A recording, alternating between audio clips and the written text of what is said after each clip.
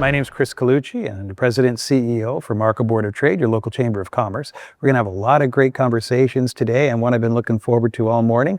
Shalini Bhardwaj with Sitara Jewels. And want to make sure that we take a little time to introduce yourself. Perhaps you could tell us a little bit about yourself and your business and your journey. So as you said, Shalini Bhardwaj from Sitara Jewels. This has been my baby for about 20 plus years.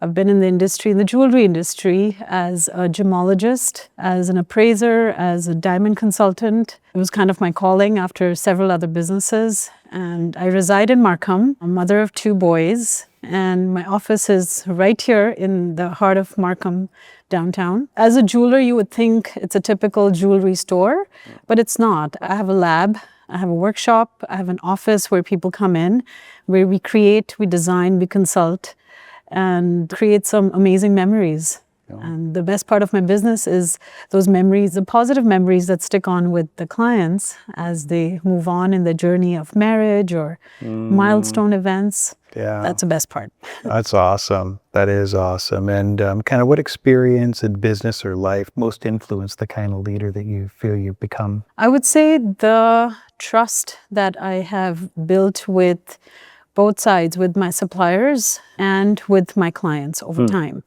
I don't do any your traditional marketing. It's all been word of mouth, and which is the best kind, because it's the trust that I've built that gets people back to me and refer me to their family and their friends. As a leader, yes, I've grown from having a business in a basement to an inside office to an office with a window to 2 offices and then a workshop. So definitely a lot of hard work. Yeah. But hard work without thinking of the results. Yeah. No, very well said. And thank you. If someone looked at your legacy 5 years from now, you know, what would they see and what would you want to be the impact? I would want to see, as I'm seeing now, is when they think of jewelry, they think of fine quality jewelry, and they think of that she's left a mark in the field of jewelry.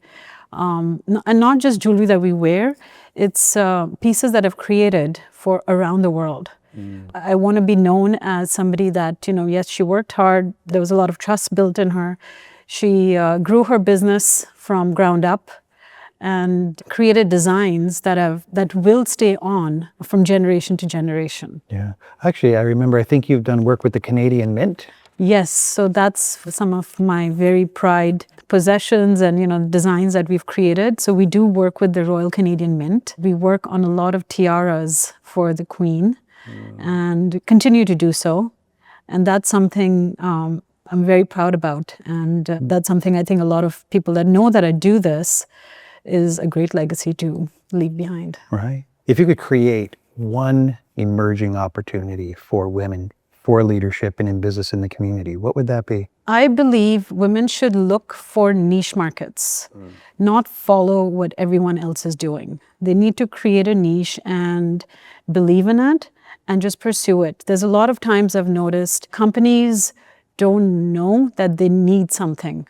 Create that need for them and work towards it and be the one to do it for them.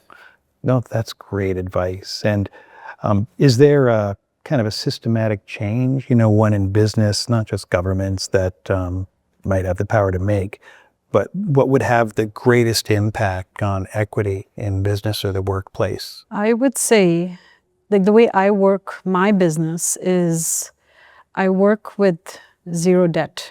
So only expand if you know you can handle it financially.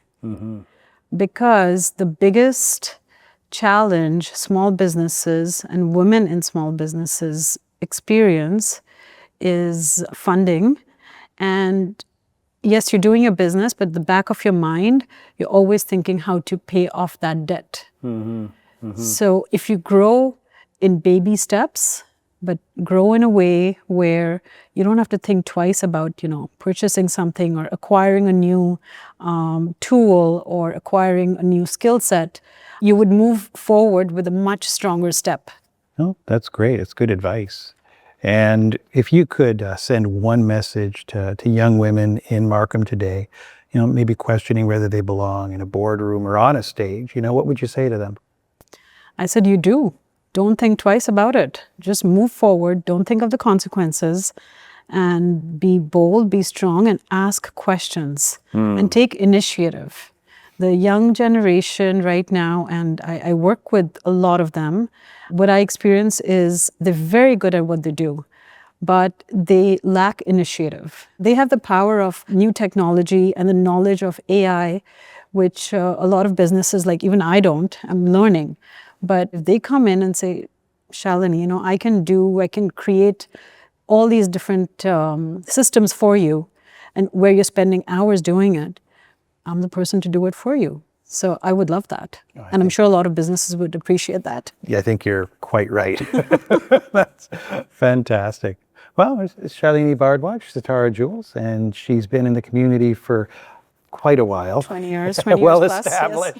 yes. And it's a real pleasure to share some time again. And Thank you for your yeah, time. I hope you've enjoyed the moment too. And Yes. is there anything else you'd like to share? No, I think Markham is a fantastic community to grow in, to live in, to work in. I've been here for 20 plus years and I feel safe here. I feel very connected with all the women, especially this women's networking group. If you come in, join, network, ask questions, take advantage of all the amazing services and the talent that we have in Markham. You don't actually need to get out of Markham then. No, that's very, very well said. Yeah, and thank you for being a leader in the community. Thank you. Thank you for having me.